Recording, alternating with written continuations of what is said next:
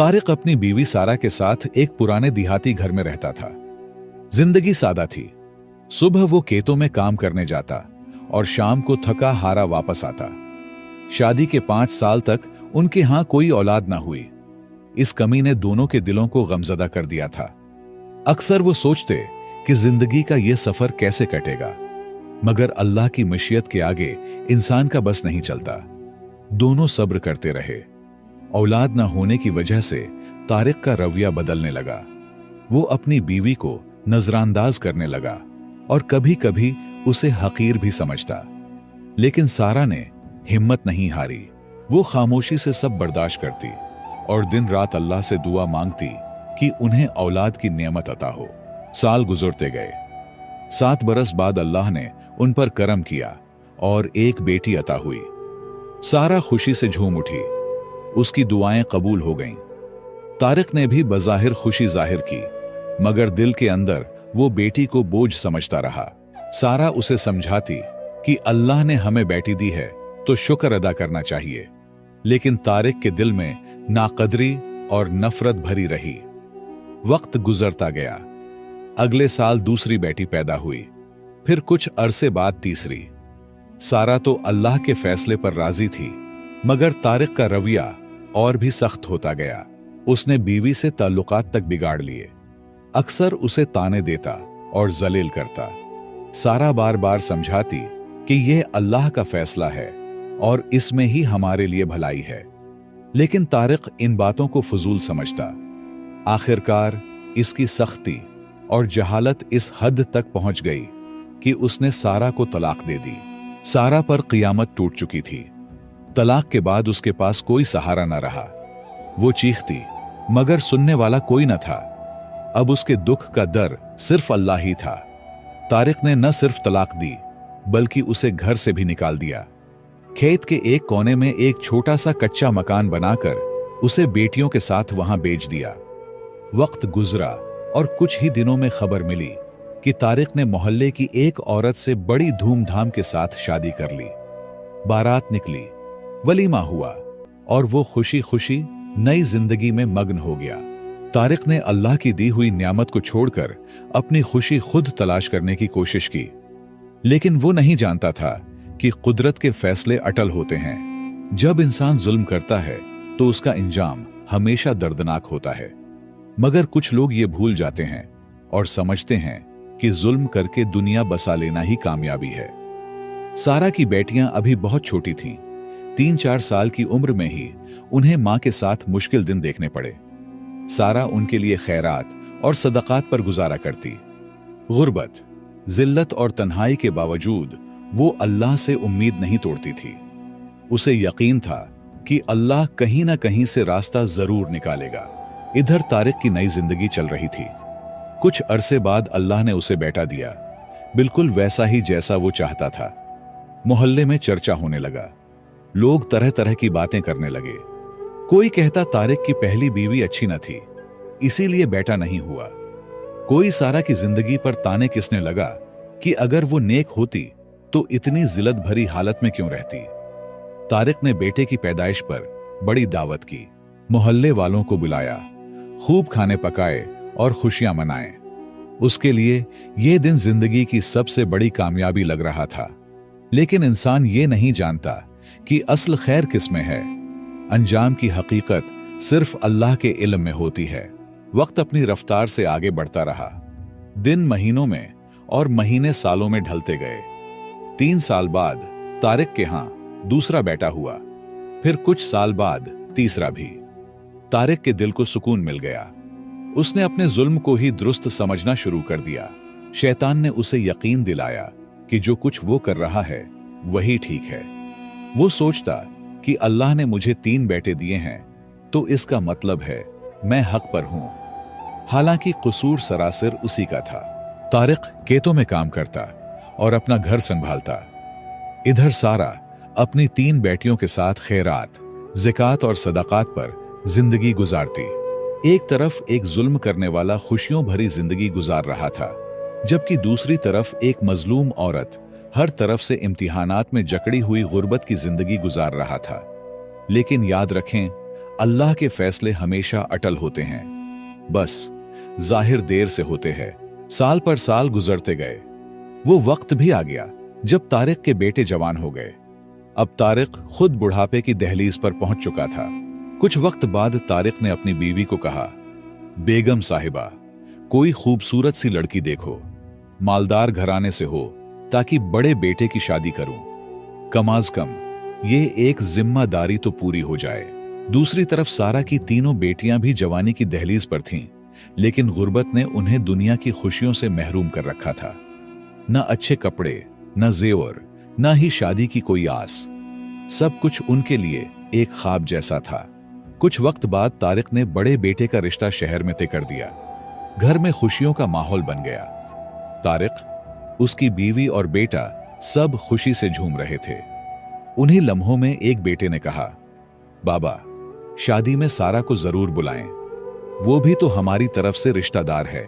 यह सुनकर तारिक ने तकब्बुर भरी लहजे में कहा, बेटा, उन पागलों को बुलाने का क्या फायदा, लेकिन चलो बुला लेते हैं ताकि उन्हें अपनी गलती का एहसास हो जाए।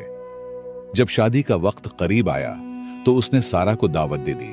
सारा ने दिल की गहराइयों से खुशी के साथ दावत कबूल की। शादी के दिन वो अपनी बेटियों के साथ शरीक हुई। उसने न सिर्फ शिरकत की बल्कि भरपूर खिदमत भी की। अपनी बेटियों को भी ताकीद की कि वो दिल लगाकर सबकी खिदमत करें। यूं बड़े बेटे की शादी हो गई। कुछ ही वक्त बाद तारिक ने दूसरे बेटे, फिर तीसरे बेटे का भी घर बस गया।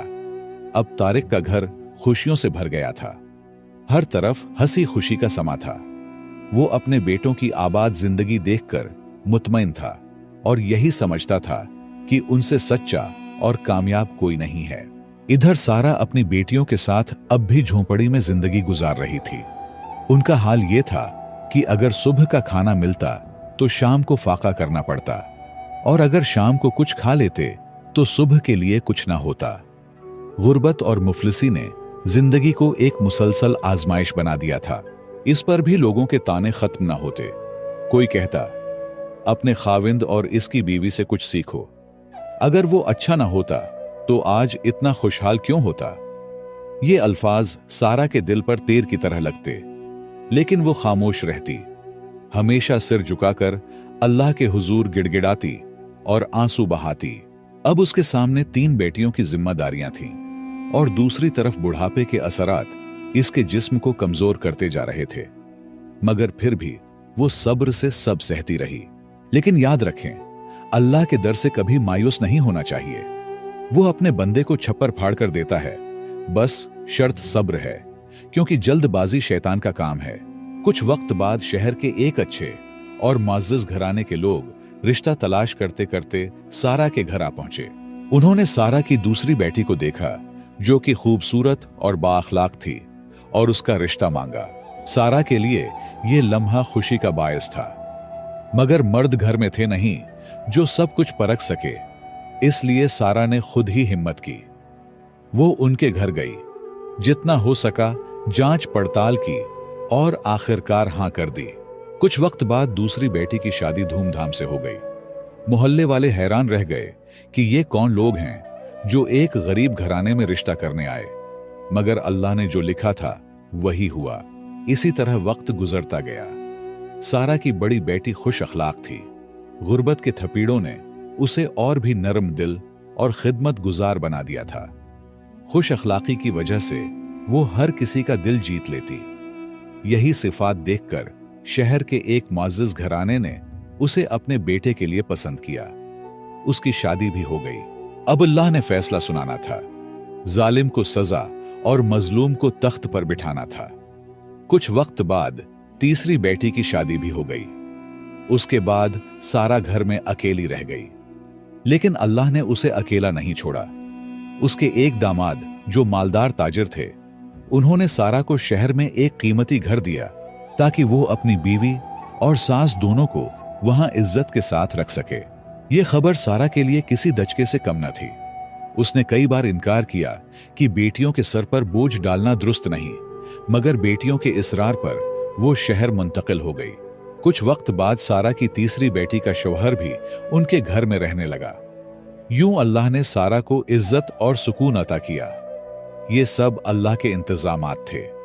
इंसान की अपनी कोई हैसियत नहीं कि वो खुद को इज्जत या दर्जा दे। असल इज्जत और मकाम सिर्फ अल्लाह ही देता है। अब सारा शहर में एक मुअज़्ज़ज़ और खुशहाल औरत बन चुकी थी। उसके पास अपना घर था, थोड़ा बहुत कारोबार था जो उसका दामाद चला रहा था, और माल मवेशी भी थे। ये सब अल्लाह का इनाम था और सारा की सच्चाई का सिला। दूसरी तरफ तारिक अपने बेटों के साथ गांव में रह रहा था, लेकिन वक्त के साथ हालात बदलने लगे। इसके 2 बेटों ने जमींदारी से इनकार कर दिया। वो शहर जाकर कारोबार करना चाहते थे। बाप ने सख्ती से रोका, मगर इख्तिलाफ बढ़ता गया। आखिरकार दोनों बेटे घर छोड़कर शहर मुंतकिल हो गए। अब तारिक सिर्फ अपनी बीवी और एक बेटे के साथ रह गया। कुछ वक्त बाद तीसरा बेटा एक हादसे में पानी में डूब गया और वफात पा गया। यह सदमा तारिक के लिए नाकाबिले बर्दाश्त था। जवान बेटे की मौत ने उसकी दुनिया हिला दी। चंद ही बरसों में हालात ऐसे बदले कि खुशियों से भरा घर बिखर गया। फोत शुद्धा बेटे की बीवी भी कुछ वक्त बाद अपने मैके चली गई। आखिरकार तारिक और उसकी बीवी अकेले रह गए। वही तारिक जो कभी अपनी खुशियों पर नाज करता था, अब तन्हाई और गम के साए में डूब चुका था। वक्त गुजरता रहा। तारिक गम और तकालीफ के बोझ तले दबकर कमजोर होता गया। बर्दाश्त की ताकत खत्म हो गई। एक दिन अपनी बीवी से झगड़ा हुआ और झगड़ते झगड़ते उसे भी तलाक दे डाली। दूसरी बीवी पर क़यामत टूट पड़ी। तब उसे एहसास हुआ कि असल कसूर तारिक का था, सारा बेकसूर थी। बेटे की मौत और तलाक के सदमे ने उसे बीमार कर दिया। कुछ ही दिन बाद बेटों ने मां को शहर बुला लिया। अब तारिक बिल्कुल अकेला रह गया। उसके पास बेशुमार जायदाद और आलीशान घर थे, मगर खाने को रोटी और खरीदने की हिम्मत भी नहीं थी। एक तरफ गमों का बोझ, दूसरी तरफ बीवी की जुदाई और बुढ़ापे की कमजोरी, ये सब मिलकर उसे तबाह कर गए। वक्त यूं ही गुजरता रहा। एक दिन सारा की बड़ी बेटी गांव आई थी कुछ रिश्तेदारों से मिलने। रास्ते में उसने एक बूढ़े शख्स को देखा। हालत खस्ता, कपड़े गंदे, बाल बिखरे हुए, चेहरे पर गम और आंखों में वीरानी। वो पागल सा लग रहा था। सारा की बेटी ने शौहर से कहा, चलें किसी से पूछते हैं तारिक जमींदार का घर कहां है। मेरा दिल चाहता है मैं उसे देखूं। उसने हम पर बहुत जुल्म किया है, लेकिन वो मेरा बाप है, मेरा खून है। मैं कैसे यूं ही गुजर जाऊं। उसके शौहर ने करीब जाकर इसी बूढ़े से पूछा, चाचा जी, यहां तारिक नामी जमींदार का घर कहां है। बूढ़े ने आंसू भरी आंखों से उनकी तरफ देखा और कांपती हुई आवाज में कहा, बेटा, मैं ही वो बदनसीब तारिक हूं। बताओ क्या काम है। बेटी ने बाप की हालत देखकर चीखना चिल्लाना शुरू कर दिया और फौरन शहर ले गई। हकीम से इलाज करवाया और तीमारदारी की। इसका खाविंद भी नेक इंसान था। उसने कहा, ये तुम्हारे बाप हैं, खिदमत करना तुम पर लाजिम है। बेटी ने खिदमत शुरू की और कुछ वक्त बाद तारिक चलने फिरने के काबिल हो गया। फिर एक दिन तारिक ने सारा और बेटियों को बुलाया और रोते हुए माफी मांगी। कहने लगा, सबसे बड़ा जुल्म मैंने तुम सब पर किया है। औलाद की दूरी और बीवी की जुदाई ने मुझे तोड़ दिया। लेकिन मैं जानता हूं तुम्हारे दुख एक माफी से खत्म नहीं हो सकते। अल्लाह का इंसाफ बड़ा है, जब पकड़ आती है तो कोई बच नहीं सकता। तारिक रोते हुए कहता था कि सारा बेकसूर है, कसूर मेरा है। उसे इज्जत मिलनी थी, मिली। जिल्लत मेरा हिस्सा है। बेटियां ना होते तो मैं दरबदर भटकता। बेटे मुझे बुला बैठे हैं। तारिक की बेबसी देखकर सबने तसल्ली दी। बेटियां बाप की हालत देखकर बहुत रोएं और फिर बाप की खिदमत करने लगें। सारा की आंखें आंसू से नम थीं, लेकिन अब कुछ नहीं कर सकती, बस बेटियों को खिदमत की ताकीद की। कुछ वक्त बाद तारिक को खतरनाक बीमारी हो गई। सारी रात दर्द से तड़पता और चीखता रहता। बेटियां पास खड़ी खिदमत करती थीं, वही बेटियां जिन्हें उसने धुतकार दिया था। तारिक दीवार की तरफ मुंह करके चीख चीख कर अपने जुल्म पर और बेटियों की मोहब्बत पर रोता था कि जिन्हें बोझ समझा वही सहारा बन गईं और जिन बेटों पर नाज किया वही दुश्मन निकले। आखिरकार तारिक वफात पा गया और अल्लाह ने सारा को खाली हाथ होने के बावजूद इज्जत और मर्तबा अता फरमाया। इस कहानी में हमारे लिए बड़े सबक हैं। सबसे पहला ये कि इंसान की सोच महदूद है। हम बेटा या बेटी मांगते हैं अपनी ख्वाहिश के मुताबिक, मगर अल्लाह जो देता है वही हमारे लिए बेहतर होता है। इस पर सब्र और शुक्र जरूरी है, वरना अंजाम खतरनाक हो सकता है। दूसरा सबक यह है कि मुसीबत आने पर लोगों को ताने देना सबसे बड़ी बुराई है। हमें नहीं मालूम कि ये आजमाइश है या सजा, ये फैसला सिर्फ अल्लाह का है। ऐसे अल्फाज किसी की तकलीफ को दुगना कर देते हैं। किसी पर तकलीफ होना इसकी गलत होने का सबूत हरगिज नहीं है। तीसरा और अहम सबक ये है कि बेटियां रहमत हैं, बोझ नहीं। अगर तारिक की बेटियां ना होते तो वो बेसहारा मरता। अल्लाह जो देता है उस पर राजी रहो, क्योंकि असल भलाई उसी में है। और याद रखो, जुल्म कभी मुआफ नहीं होता, उसकी सजा दुनिया और आखिरत दोनों में मिलती है। मुझे उम्मीद है आपने इस कहानी से जरूर कुछ सीखा होगा। मजीद कहानियां देखने के लिए हमारे चैनल को सब्सक्राइब करें और साथ ही घंटी का बटन दबाएं ताकि हर नई कहानी आप तक पहुंच सके। वीडियो को ज्यादा से ज्यादा शेयर करें, लाइक करें